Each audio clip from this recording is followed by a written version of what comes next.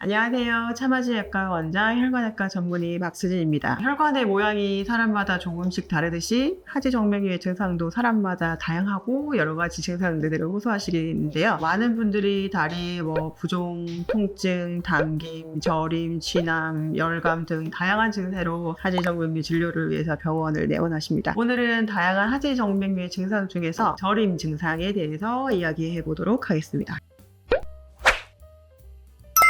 저림은 여러 가지 원인들로 인해서 신체 일부분에 감각이 떨어진 상태, 얼얼한 느낌, 감각 이런 것들을 말하고요. 경우에 따라서는 약간 전기가 통하는 것 같이 찌릿찌릿한 느낌을 표현할 때 사용되기도 합니다. 이러한 저림은 여러 가지 원인에 의해서 나타날 수 있는데요. 먼저 특별히 병적인 문제가 아니고 일시적으로 장시간 같은 자세로 서 있거나 앉아 있는 경우 또는 너무 조이는 옷을 장시간 입고 있었을 경우에 주변 신경이나 혈관들이 그러한 압박에 의해서 과다 압력이 가해지면 감각이 떨어지는 느낌을 받을 수 있겠습니다. 이러한 경우에는 대부분 좀 휴식을 취하고 조이는 옷들을 벗고 릴렉세이션 해주면 대부분 천천히 증상이 호전되는 것을 느끼실 수 있겠습니다.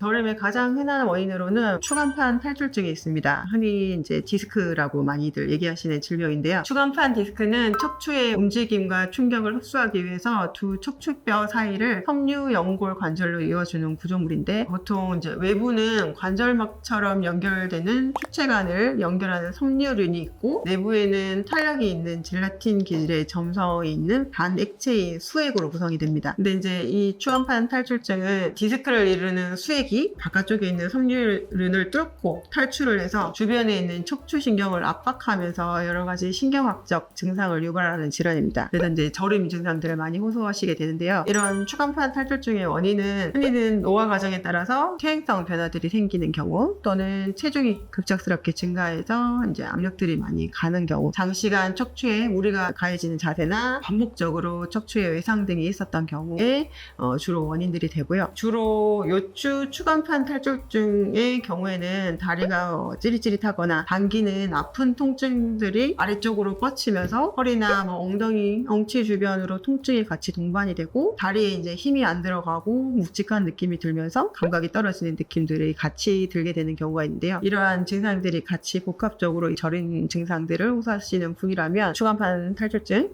디스크가 있는 건 아닌지 관련과 진료를 먼저 보시는 것이 좋겠습니다. 다른 흔한 원인으로는 말초신경병증이 있습니다. 가장 흔한 말초신경병증의 원인은 당뇨병이고요. 당뇨 이완력이 길어질수록 당뇨를 가지고 약을 드시는 기간들이 긴 분일수록 말초신경병이 생길 가능성이 더 올라간다고 되어 있습니다. 이 밖에도 비타민 B12의 결핍증이 있는 경우 또는 악성 빈혈이 있는 경우에도 서큘레이션이 안 되면서 신경 손상이 발생할 수 있다고 알려져 있습니다. 또한 고혈압이 있는 경우나 심혈관 약물 등을 복용하는 경우 항암제나 항경련제 등의 다양한 약물에 의해서도 말초신경병증이 유발될 수 있으므로 혹시 복용 중인 약물들이 있으신 분들이라면 약물과의 관련성이 있는 저림은 아닌지 한 번쯤 체크해 보시면 좋겠습니다. 체내에 나트륨이나 칼륨, 칼슘, 마그네슘 등의 여러 가지 전해질들의 불균형이 생기면 저림 증상들이 생길 수 있고요. 만성 신장질환이나 갑상선 기능 저하증, 레이노이드 증후군이 있는 경우에도 저림 증상들이 발생할 수 있습니다. 또한 흔하지는 않지만 다발성 경화증인 자가면역 질환이 있는 경우에도 보행장애나 시각장애, 어지럼증,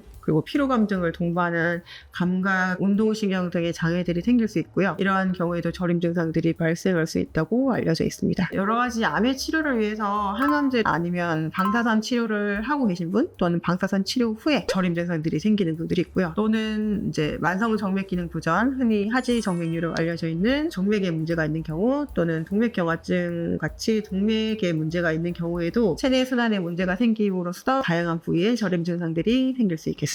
만성 정맥 기능 부전 및 하지 정맥류 환자분들도 저림 증상 등으로 병원을 많이 방문하시는데요. 주로 부종이나 피 쏠리는 느낌을 동반한 저림이나 하지의 통증 및 저림이 특정 자세와는 상관없이 보통 휴식기나 잠들기 전에 주로 많이 불편하신 경우, 허리 진료나 치료를 지속해서 했는데도 저림 증상의 호전이 별로 없는 경우는 혹시나 하지 정맥류가 있어서 저림 증상들이 더 악화되신 건 아닌지 가까운 병의원 병원을 방문하셔서 정맥류 검사들을 한번 해보시는 것도 좋을 것 같습니다. 오늘은 하지 정맥류의 불편한 증상 중 하나인 저림에 대해서 그런 여러 가지 원인들의 어떤 것들이 있는지 알아보았는데요. 저림으로 고생하시는 분들께 도움이 되셨길 바라고 저는 다음에 또 다른 하지 정맥류 이야기로 찾아뵙겠습니다. 감사합니다.